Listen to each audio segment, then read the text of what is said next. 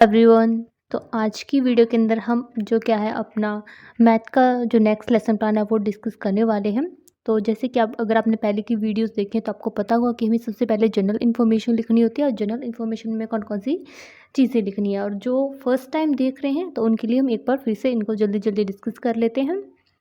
तो जब भी आप मैथ का लेसन प्लान बनाने जा रहे हैं या फिर आप किसी भी सब्जेक्ट का लेसन प्लान बनाने के लिए जा रहे हैं तो आपको सबसे पहले जनरल इन्फॉर्मेशन लिखनी होती है। तो जनरल इन्फॉर्मेशन में कौन कौन सी चीज़ें लिखनी है, तो सबसे पहले आपको लिखनी होगी डेट कि किस डेट को आप ये लेसन प्लान बना रहे हैं। तो आपकी जो भी डेट होगी वो आप यहाँ पर लिख देंगे। लेसन प्लान बना रहे हैं मतलब किस डेट को आपने ये टॉपिक स्कूल के अंदर बच्चों को करवाया है वो आपको यहाँ पर लिखना है। उसके बाद आपको यहाँ पे सब्जेक्ट लिखना है कि आप कौन से सब्जेक्ट का लेसन प्लान बना रहे हैं। तो हम जो लेसन प्लान डिस्कस कर रहे हैं वो है मैथ का। तो यहाँ पर आप गणित लिख देंगे हिंदी मीडियम के स्टूडेंट के लिए। उसके बाद आपका लास्ट के स्कूल में आपका कौन सा लेक्चर था, जो भी आपका ये लेक्चर था वो आप यहाँ पे लिखेंगे। उसके बाद आपको लिखनी होती है क्लास कि आप किस क्लास के लिए लेसन प्लान बना रहे हैं। आप 6, 7, 8, 9 आपकी जो भी क्लास होगी जिसके लिए आपको लेसन प्लान बनाना है वो क्लास आप यहाँ पर लिखेंगे। उसके बाद आपको अपना टॉपिक लिखना है। तो हमारे टॉपिक का नाम है चतुर्भुज के प्रकार।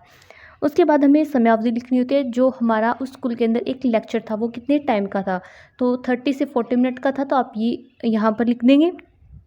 उसके बाद आप स्कूल लिख देंगे कि आप किस स्कूल के लिए अपना जो है लेसन प्लान बना रहे हैं। तो आपका जो भी स्कूल का नाम होगा वो आप यहाँ पर लिख देंगे। तो उसके बाद जो कि आपको यहाँ पर अपने 2 कॉलम्स बनाने हैं। फर्स्ट जो आपका कॉलम होगा वो होगा शिक्षण उद्देश्य और सेकंड जो कॉलम होगा वो होगा अपेक्षित व्यवहारगत परिवर्तन। शिक्षण उद्देश्य के अंदर आपके टीचिंग के कौन कौन से उद्देश्य हैं आपको वो लिखना होता है। और अपेक्षित व्यवहारगत परिवर्तन के अंदर आपके जो उद्देश्य हैं इनसे आप जो स्टूडेंट की बिहेवियर के अंदर क्या चेंज लाना चाह रहे हैं वो आपको लिखना होता है। तो जैसे कि हमारा सबसे पहले टीचिंग का उद्देश्य है वो होता है ज्ञानात्मक उद्देश्य है।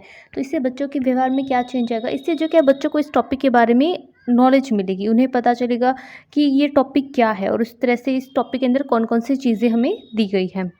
उसके बाद अवबोध। अवबोध के अंदर क्या है कि बच्चों को जो है इस टॉपिक की काफ़ी जो है एक अंडरस्टैंडिंग होगी।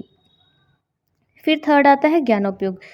ये टॉपिक पढ़ने के बाद बच्चों को जो नॉलेज मिलेगी वो उसका किस तरह से यूज़ कर पाएंगे, तो वो हमें लिखना है। उसके बाद नेक्स्ट जो हमें लिखना होता है वो होता है कौशल कि ये टॉपिक पढ़ने के बाद बच्चों में किस तरह का जो कौशल है वो विकसित होगा। तो आपको भी यहाँ पर इस तरह से पॉइंट ऐसे लिखते जाना है। फिर नेक्स्ट पॉइंट आता है अभिरुचि कि ये टॉपिक पढ़ने के बाद बच्चों में क्या इंटरेस्ट क्रिएट होगा। उसके बाद नेक्स्ट आता है अभिवृत्ति कि बच्चों के अंदर किस तरह की जो अभिवृत्ति का जो है यहाँ पर विकास होगा, क्या वो नई चीज़ें सीख पाएंगे और उसको किस तरह से यूज़ कर पाएंगे। तो ये सारे होते हैं हमारे शिक्षण उद्देश्य जो आपको अपने लेसन प्लान के अंदर लिखने होंगे। उसके बाद नेक्स्ट हमें लिखनी होती है सहायक सामग्री कि ये जो लेसन प्लान बनाने के लिए आपने कौन सी सहायक सामग्री का यूज़ किया है। जैसे कि आपने देखा होगा कि टीचर जो क्या वो क्लास के अंदर चॉक, डस्टर, ब्लैक बोर्ड इन सब का यूज़ करता है। तो अगर आप भी इस तरह का मटेरियल यूज़ कर रहे हैं तो वो आपको यहाँ पे लिखना होगा। और अगर आप कोई मॉडल, चार्ट या फिर पीपीटी भी यूज़ कर रहे हैं तो वो भी आपको यहाँ पर लिखनी होगी। फिर आते हैं पूर्व ज्ञान। यहाँ पर जो कि हमें बच्चों की प्रीवियस नॉलेज टेस्ट करनी होती है। तो उनकी प्रीवियस नॉलेज टेस्ट करने के लिए आप जो क्या बच्चों से इस टॉपिक से रिलेटेड कुछ क्वेश्चंस पूछ सकते हैं। फिर आता है प्रस्तावना। यहाँ पर जो हमारा टॉपिक है उसको हम डिटेल के अंदर एक्सप्लेन करना स्टार्ट करते हैं। तो वीडियो में आगे बढ़ने से पहले अगर आपने अभी तक वीडियो को लाइक नहीं किया तो वीडियो को लाइक कर दें और आप चैनल के ऊपर न्यू है तो चैनल को सब्सक्राइब कर दें। और ये लेसन प्लान आपके लिए हेल्पफुल रहा या फिर नहीं रहा ये आप कमेंट करके बता सकते हैं। आपके लिए हेल्पफुल रहा है तो आप इसको अदर स्टूडेंट के साथ शेयर भी कर सकते हैं। तो अब जो क्या हम बच्चों की प्रीवियस नॉलेज टेस्ट करने के लिए उनसे क्वेश्चंस पूछेंगे। तो वो मैंने यहाँ पर इस तरह से कॉलम बना लिया, आपको कॉलम बना लेना है। फर्स्ट कॉलम में हेडिंग डाल देंगे क्रम संख्या, सेकंड में हेडिंग डाल देंगे छात्र अध्यापक क्रिया और थर्ड में हेडिंग डाल देंगे छात्र क्रियाएं। तो यहाँ पर जो छात्र अध्यापक क्रिया वाला कॉलम है इसके अंदर आप जो भी स्टूडेंट से क्वेश्चंस पूछेंगे वो सारे आप यहाँ पर इस तरह से लिख देंगे और उसके सामने स्टूडेंट जो उसका आंसर देंगे वो आप यहाँ पर लिख देंगे। ठीक है, आप जो कि वीडियो को पॉज करके ये लिख सकते हैं, उसके बाद आप वीडियो को आगे कंटिन्यू कर सकते हैं। तो यहाँ पर मैं थोड़ा इसको जल्दी एक बार आपको क्वेश्चन सारे दिखा देती हूँ और उसके बाद जो क्या है आपको ये सारी चीज़ें लिखनी है। ठीक है, तो इस तरह से ये सारे क्वेश्चन हैं, ये सारे आपको लिख देने हैं और सामने जो स्टूडेंट इसका आंसर देंगे वो आपको लिखना है। इससे जो कि आपको पता चल जाएगा कि बच्चों को इस टॉपिक के बारे में पहले से कितनी नॉलेज है। फिर उसी की बेस पे जो कि आप अपना आगे का जो टॉपिक है वो कंटिन्यू करेंगे। फिर आता है उद्देश्य कथन। यहाँ पर जो कि है आप बच्चों को अब टॉपिक की अनाउंसमेंट कर देंगे कि आज जो कि हम इस टॉपिक के बारे में पढ़ने वाले हैं। फिर यहाँ पर जो क्या आप अपना टॉपिक कंटिन्यू करवाएंगे तो यहाँ पर आपको इस तरह से 5 कॉलम बना लेने हैं। फर्स्ट कॉलम आप लिखेंगे शिक्षण बिंदु हेडिंग, सेकंड कॉलम की होगी छात्र अध्यापक क्रियाएं, थर्ड कॉलम होगा छात्र क्रियाएं, फोर्थ कॉलम होगा हमारा शामपट सारांश और फिफ्थ कॉलम हमारे पास आ जाता है विधि प्रविधि। तो अब जो फर्स्ट कॉलम है शिक्षण बिंदु, इसके अंदर हमें क्या लिखना होता है? तो इसके अंदर हमें लिखना होगा कि जो भी हमारा टॉपिक है उसके अंदर हमारे जो भी मेन पॉइंट्स होंगे वो सारे हम शिक्षण बिंदु वाले कॉलम के अंदर यहाँ पर लिख देंगे। फिर आता है छात्र अध्यापक क्रिया, इसके अंदर जो कि आपको क्लासरूम के अंदर जो एक टीचर की एक्टिविटी होगी वो लिखनी है। फिर थर्ड कॉलम है छात्र क्रिया, इस कॉलम के अंदर आपको जो क्लासरूम के अंदर स्टूडेंट की एक्टिविटीज़ होंगी वो लिखनी है। और जो हमारा फोर्थ कॉलम है शामपट कार्य, यहाँ पर आप ब्लैक बोर्ड के ऊपर जो भी मेन पॉइंट्स या फिर हेडिंग्स लिखेंगे वो आप यहाँ पर लिख देंगे। फिर जो हमारा फिफ्थ कॉलम है विधि प्रविधि, यहाँ पर आपने कौन सी विधि का यूज़ किया है। जैसे कि हमारी जो टीचिंग के अंदर अलग अलग मेथड्स होते हैं, जैसे कि क्वेश्चनिंग मेथड हो गया, इंट्रोडक्शन मेथड हो गया, रीइंफोर्समेंट मेथड हो गया। तो इस तरह के जो अलग अलग मेथड होते हैं, अगर आप कुछ इस तरह का मेथड यूज़ कर रहे हैं तो वो आपको यहाँ पर लिखना होता है। और यहाँ पर आपको एक बात ये भी पता होनी चाहिए कि सबसे पहले जो आपको लेसन प्लान होते हैं वो आपकी माइक्रो टीचिंग स्किल के ऊपर ही बनाने होते हैं।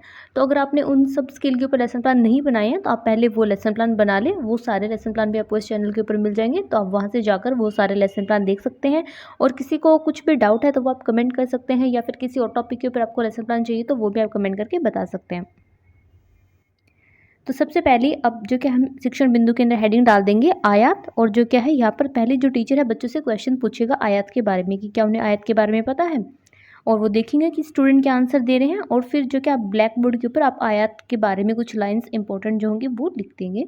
और यहाँ पे कौन सी विधि यूज़ की, प्रश्नोत्तर विधि, जो कि हमने यहाँ पर जो क्या बच्चों से क्वेश्चन पूछे हैं। फिर हम इस तरह से बच्चों को ब्लैक बोर्ड के ऊपर आयत बनाकर भी दिखा सकते हैं। ठीक है, यहाँ पर स्टूडेंट जो क्या ध्यानपूर्वक जो भी टीचर बता रहा है उसको सुनेगा और अच्छे से उसको नोट भी कर सकता है अपनी नोटबुक में अगर वो चाहे तो। और यहाँ पर हमने कौन सा मेथड यूज़ किया, यहाँ पर हमने यूज़ किया व्याख्यान विधि, क्योंकि हमने स्टूडेंट को यहाँ पर एक्सप्लेन किया है। अब आता है अवबोध। यहाँ पर जो क्या है हम बच्चों से फिर से क्वेश्चन पूछ सकते हैं जो भी हमने उन्हें करवाया है, ये जानने के लिए कि जो भी हम उन्हें करवा रहे हैं वो उन्हें समझ में आ रहा है या फिर नहीं आ रहा है। तो यहाँ पर हमने कौन सा मेथड यूज़ किया, यहाँ पर हमने यूज़ किया प्रश्नोत्तर विधि का। तो इसी तरह से जो क्या है ये जो पीछे हमारा जो हमने यहाँ पे आयत का डायग्राम बनाया था उसके पीछे जो हमारा टेक्स्ट लिखा हुआ था वो दिखानी था, तो ये दिखाने के लिए यहाँ पर मैंने फिर से ये स्लाइड को ऐड किया है। तो यहाँ पर आप देख सकते हैं कि उस पिक्चर के पीछे कौन सा टेक्स्ट लिखा हुआ था। आप वीडियो को पॉज करके ये अपनी नोटबुक में लिख लें और फिर जो क्या आगे वीडियो को कंटिन्यू कर सकते हैं। फिर इसी तरह नेक्स्ट पॉइंट आता है वर्ग। तो अब यहाँ पर जो कि हम बच्चों को वर्ग बताएंगे, हम वही मेथड यूज़ करेंगे। बच्चों को वर्ग के बारे में बताने से पहले वर्ग से रिलेटेड क्वेश्चंस पूछेंगे और देखेंगे कि स्टूडेंट क्या आंसर दे रहा है, और यहाँ पर हम कौन सी विधि का यूज़ कर रहे हैं वो लिख देंगे। तो क्वेश्चन पूछ रहे हैं तो कौन सी विधि है, ये हमारी प्रश्नोत्तर विधि है। फिर इसी तरह से हम वर्ग का डायग्राम बनाएंगे, बच्चों को एक्सप्लेन करेंगे, स्टूडेंट जो क्या इसको ध्यान से सुन रहे होंगे। फिर इसी तरह से हम इसमें से भी क्वेश्चंस पूछेंगे कि ये जानने के लिए कि बच्चों को वो समझ में आ रहा है या फिर नहीं आ रहा है। तो फिर नेक्स्ट हम ये जो वर्ग के पीछे जो टेक्स्ट लिखा हुआ था हमारे, तो ये यहाँ पर लिखा हुआ है, आप इसको देख के अच्छे से अपनी नोटबुक के अंदर लिख लें। और वीडियो आपके लिए हेल्पफुल रहता है तो वीडियो को लाइक कर दें और चैनल को सब्सक्राइब कर दें, जिससे आपको आने वाली वीडियोज़ का जो क्या नोटिफिकेशन मिल जाए।